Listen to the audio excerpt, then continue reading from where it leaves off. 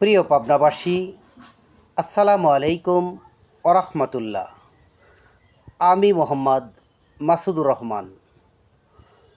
আসছে আগামী 2 মে 2026 রোজ শনিবার ইসলামী যুব আন্দোলন বাংলাদেশ পাবনা পশ্চিম জেলা শাখার উদ্যোগে তালিম ও তরবিয়াত অনুষ্ঠিত হবে।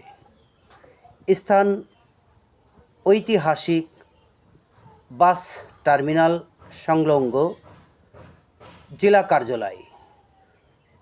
প্রধান মেহমান হিসাবে উপস্থিত থাকবেন এদেশের লক্ষ লক্ষ যুবকের আইডল বিপ্লবী নেতা আতিকুর রহমান মুজাহিদ,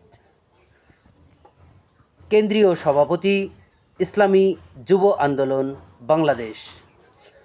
আরও উপস্থিত থাকবেন এদেশের হাজারো হাজার যুবকের হৃদয়ের স্পন্দন, তরুণদের অহংকার, রাজপথের লড়াকু সৈনিক মাওলানা আনোয়ার হোসেন ফরিদি, সভাপতি ইসলামী যুব আন্দোলন বাংলাদেশ পাবনা পশ্চিম জেলা শাখা।